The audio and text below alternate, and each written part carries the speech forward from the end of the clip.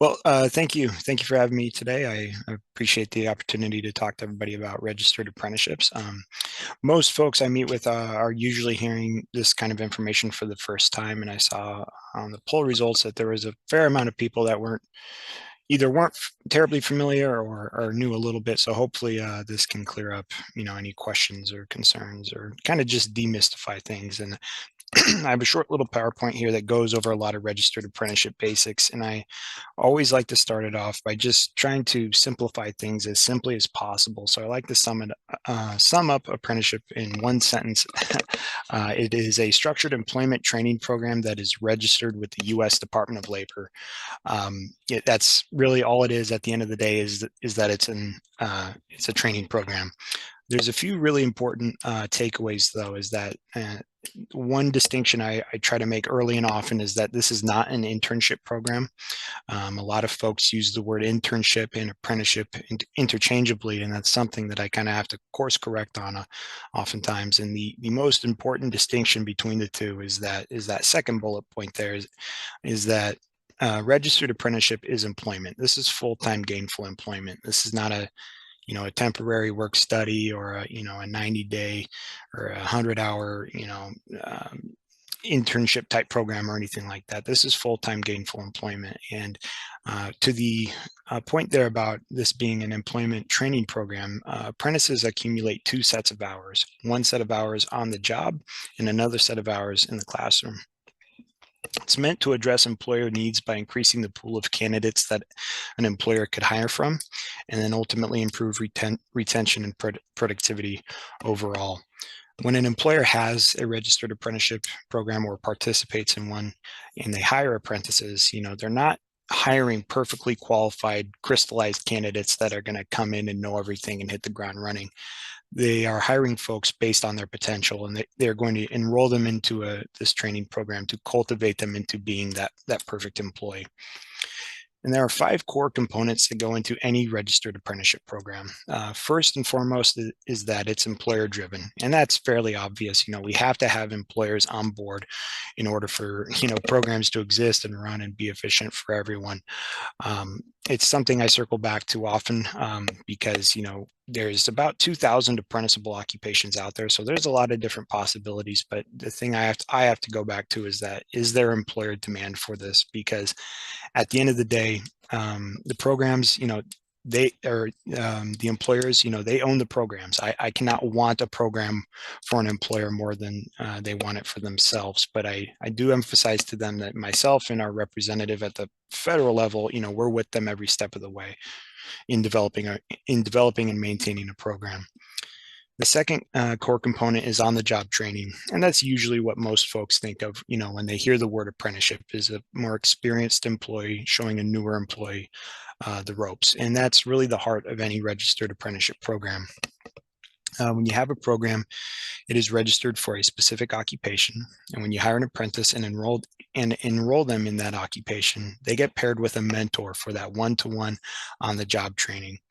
The mentor does not stand over their shoulder all day, every day, watching and critiquing, their every little move. The mentor is really there to serve as guardrails to make sure that the apprentice is learning things the correct way and that they have a resource they can go to if need be.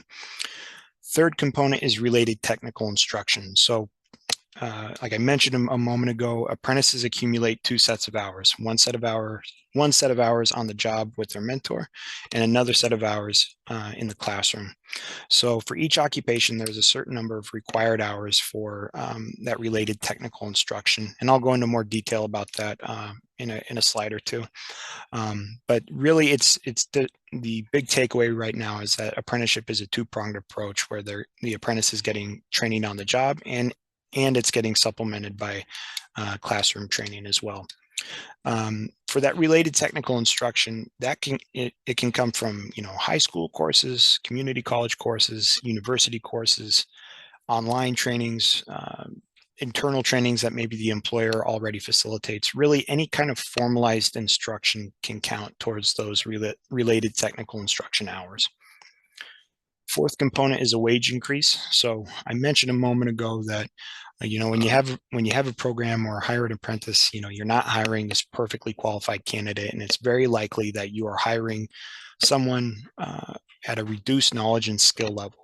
So to help offset some initial costs, you start them off at a lower pay level. However, as the apprentice gains knowledge and skills, they need to be compensated for that. And so big takeaway is that the apprentice needs to see at least one pay raise throughout their time in the program.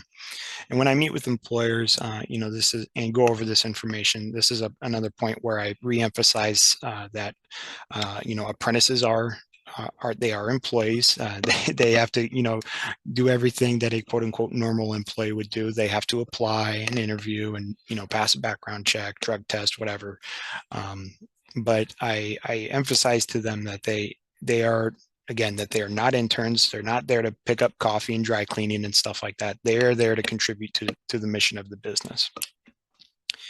Fifth component is an occupational credential. This is a credential that the apprentice receives upon completion of their apprenticeship program. It is issued by the U.S. Department of Labor. And the teeth of the credential is that anytime the feds register an occupation, they have standards that back up each occupation. And when they register that occupation, they farm their standards out to 10 employers nationwide, and then 10 employers locally, depending on which region of the country you're in. And they get that industry input, to say, hey, these are our standards that back up our credential for, welder or CNA or accounting, whatever. Is this valid and competitive and up to date, in this industry? So when somebody has that credential, it's not just, a diploma, mill diploma that just gets, stamped out. It's a credential that has some teeth to it because it's the industry saying that this person is qualified to be doing this occupation. So there are different types of programs that can be developed. Registered apprenticeship is very flexible, and one big area of focus that we've had for the last few years is to develop what are called group programs. Now, group program is typically, but not limited to, community college or high school, where they are developed into the registered apprenticeship sponsor. When you have a program, that's what the feds call you, a registered apprenticeship sponsor. So a group program is where one entity, like I said, typically, but not limited to, community colleges or high schools, they become the registered apprenticeship sponsor. They have the occupations, they have the course curriculum, they have basically everything ready to go. And then they sign on employers in their respective area to become what are called partner employers. And so these employers are basically using a registered apprenticeship program without having to go through the process of developing their own. We've had a lot of growth with group programs in the last few years. I know we have just under 350 partner employers signed on to group programs statewide, and it was, I think, well under 100 around 2020. So we've had a lot of really excellent growth there. And the flip side of that would be the single program, which is where it's just one employer develops a program for themselves, one sponsor, nobody else is involved.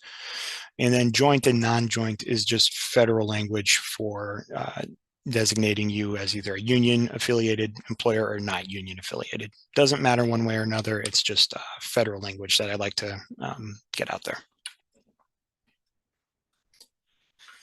So when I meet with employers and go over some registered apprenticeship basics, my role, I try to define a little bit what my role is at the state level, because registered apprenticeships are a U.S. Department of Labor program, and I'm at the state level Department of Labor, and I don't expect every John Q. citizen to know all the intricacies and differences between the two. So my role at the state level is really to help facilitate program development. I'm here to participate in calls like this and meet with employers and schools and whoever has any interest in developing a program, to provide information to them so that they can make an informed choice on whether or not this is something that they want to pursue. So sometimes I work with employers to create their own program. Sometimes I meet with employers and I might advise them or to say, hey, there's this group program that's out there that this might be an easier path for you to participate and utilize registered apprenticeship. So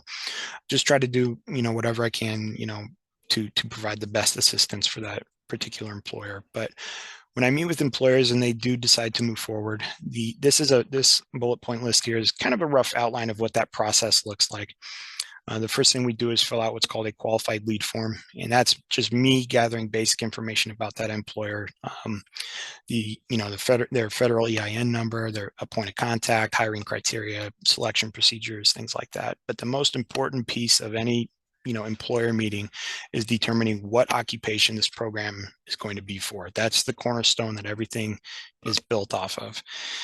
There's about 2,000 apprenticeable occupations out there, so chances are, if you have it, it can become an apprenticeship program.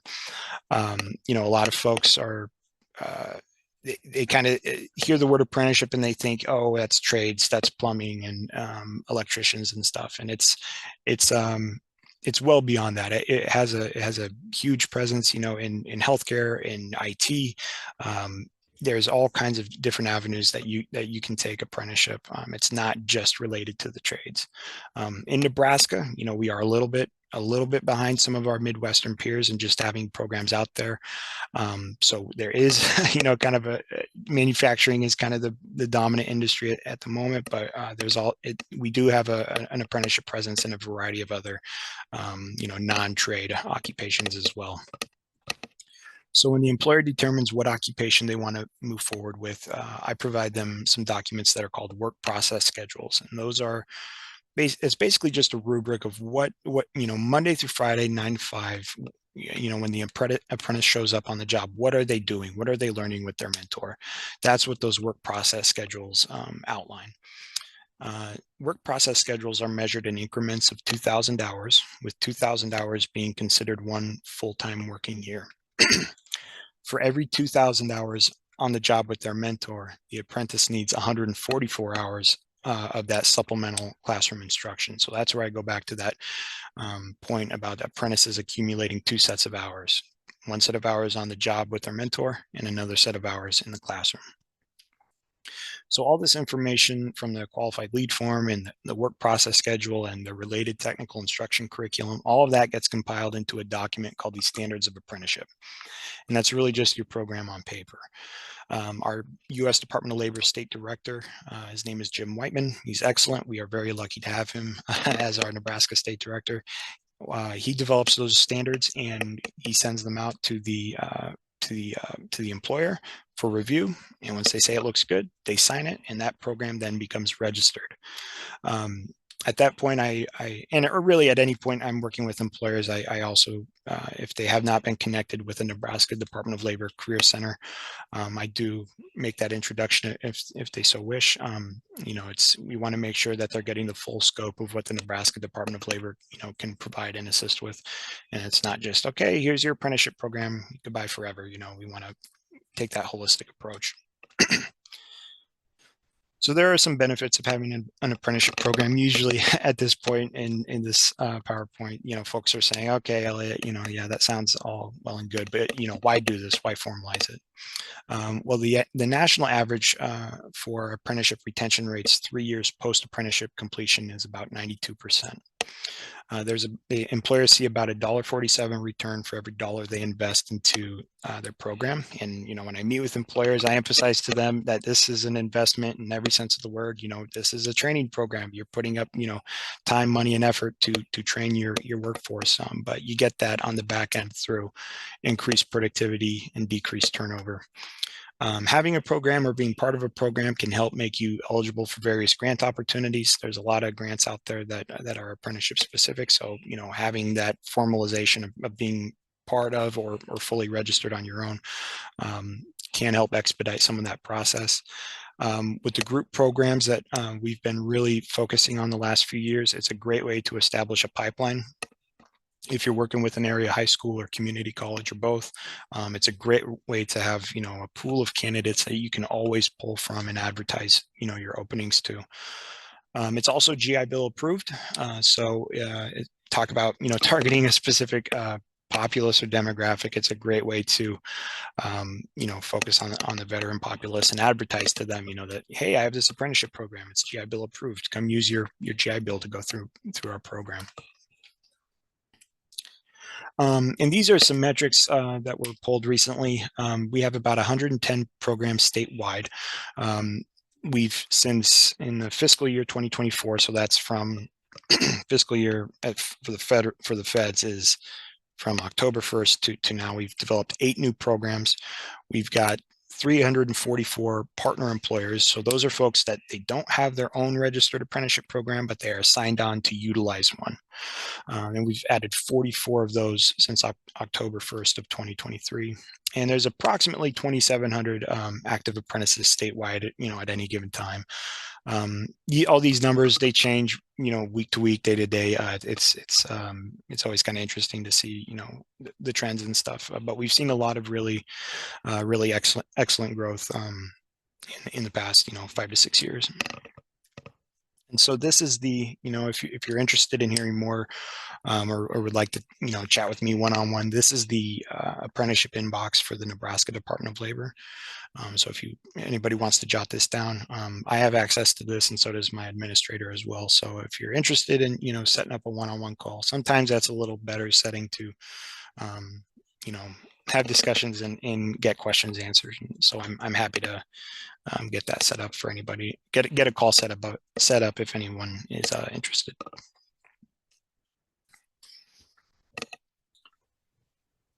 Okay, does anybody have questions for Elliot?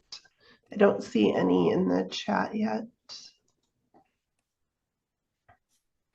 I have a question. So if somebody walks in to my office or that I'm case managing wants to do an apprenticeship program, what is the best starting point to find out what's available or how to apply for one?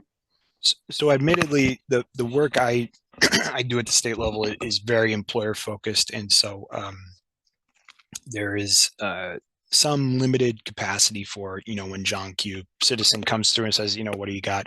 Really, the best options out there would be, for one, checking AnyWorks, because I do encourage employers to, post openings on AnyWorks. They don't have to.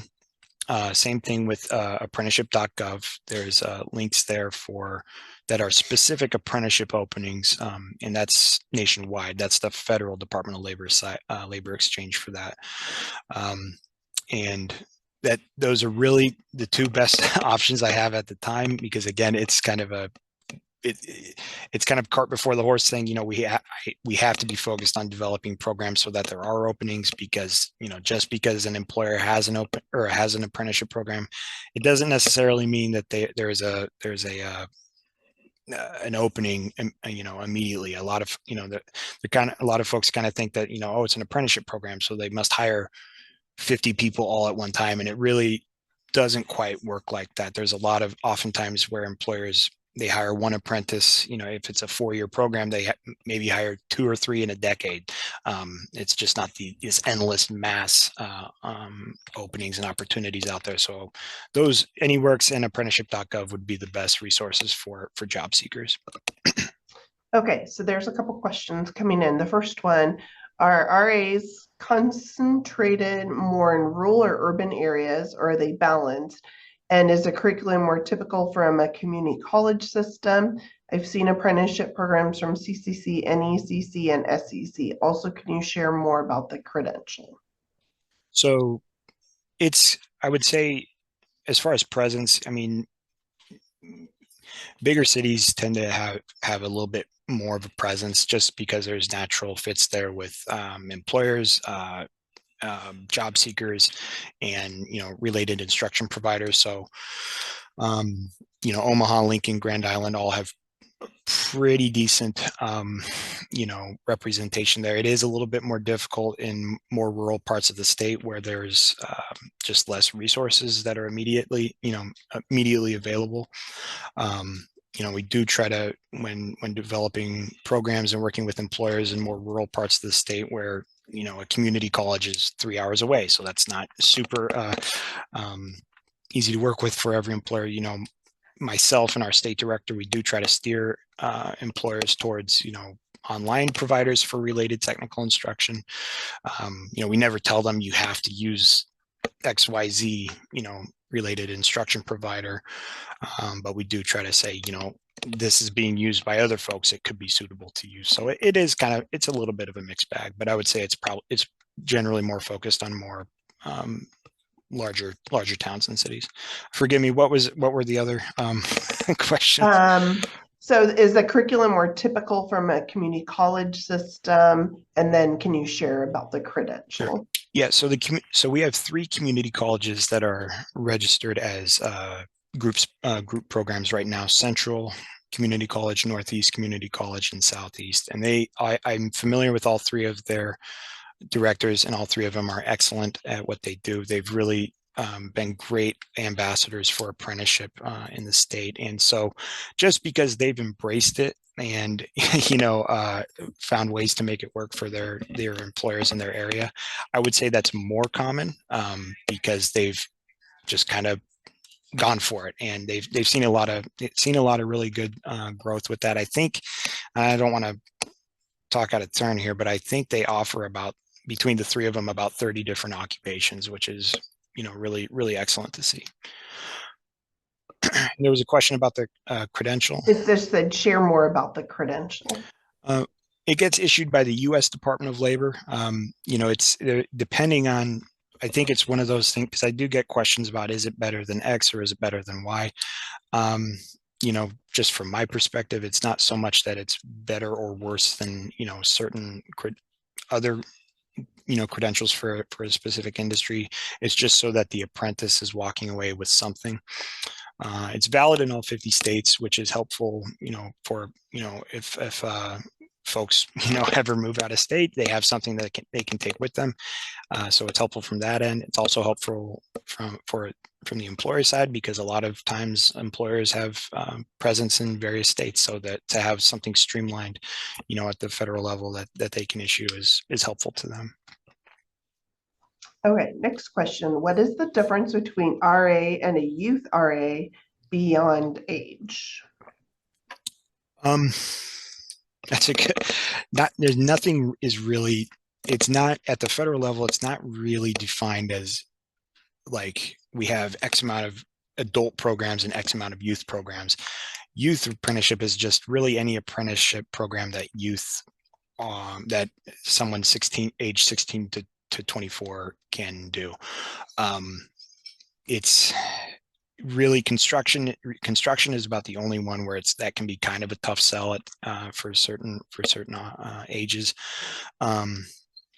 But like this, we have 6 high school programs, high schools that are registered as sponsors, so that would obviously be very youth focused. But when you have like a union I'm sure there's unions out there that have apprentices that are 23 years old.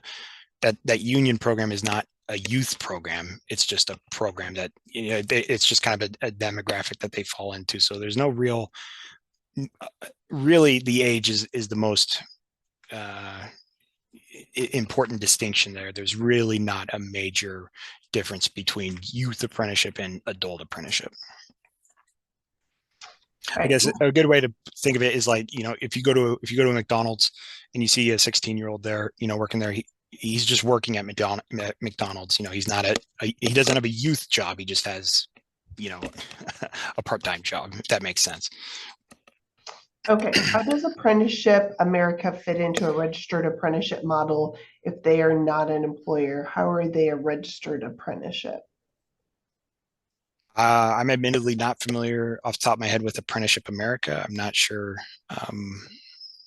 what that organization is, so I don't know if I could speak critically about it. Sorry. Okay, we'll see if they give us more That information. might be something that's like a national program or has national guidelines or something like that. And if that's the case, that would go beyond my capacity for the state Nebraska Department of Labor. She says they are on our ETPL list. So that's not DOL, it's eligible training provider list. It could be an instance where I don't know off the top of my head. It could be an instance where they are like a national program or national guidelines they have, and they are working with a Nebraska employer. Okay, Deb Anderson said she can explain. Deb to the rescue. I think Stan's got her up. They're fresh in my mind right now. They were added to the ETPL earlier this year. So Apprenticeship America is the sponsor, but on one of Elliot's slides, he talked about occasionally partnering employers are not truly the sponsor, but they partner up with a sponsor. So that's what the situation is. And Apprenticeship America has an operational presence in Nebraska. So they are eligible for inclusion on our ETPL, even though they were registered by Jim and they live in Iowa, if you want to put it like that. There we go. Thank you, Deb. Thank you, Deb. Yeah. Okay, next question. Are most apprenticeships along the lines of construction based, or are there different kinds out there? There's all different kinds. I mean, in Nebraska, we see there's the most energy and interest from manufacturing. That's really the industry that has said, yeah, we'll get involved in that. But I have, there's a surgical tech program, there's accounting programs, there's CNA programs. Those are a little farther and fewer between, but they do exist. But manufacturing would be the predominant one, outside the trades, because there are, some of the unions in Omaha kind of dominate numbers wise, but there is definitely a big focus on manufacturing. And a lot, like I mentioned, during the PowerPoint, a lot of folks are hearing about apprenticeship for the first time. So there's maybe a little trepidation in kind of being the first program, of a certain industry or field. But there's really all kinds of stuff. But to land the plane, manufacturing would be the big one.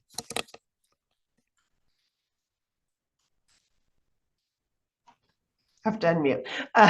If someone is already employed somewhere, is it possible for them to work with that employer to turn their role into an RA? What kind of employers tend to be RAs, big or small companies? They could.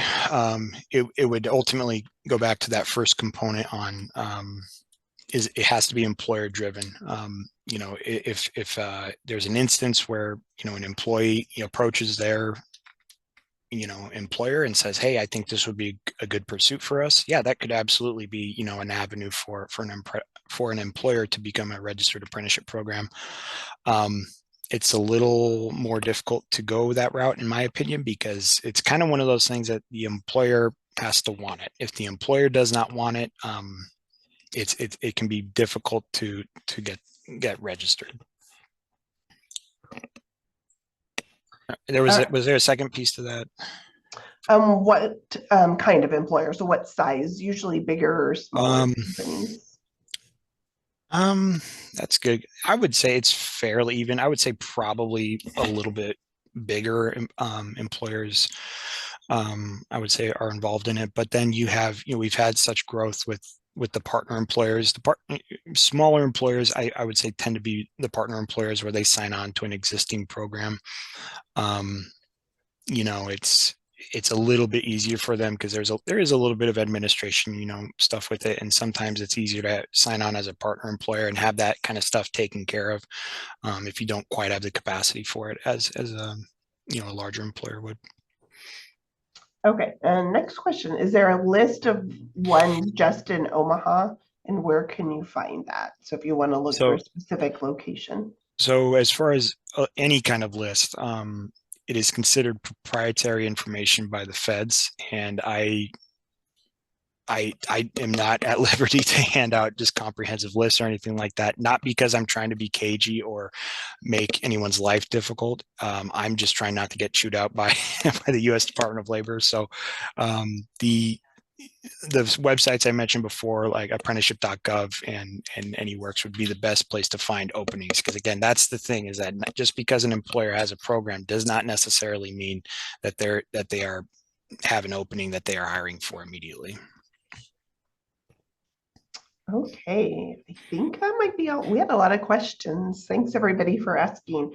Anybody else with a question? Oh, yeah. Can the apprenticeship email be shared again, or Elliot, or Elliot specifically? I have more questions specifically related to community-based organizations' role in promoting them. So yeah, it's back up on the screen and that goes directly to Elliot so he can.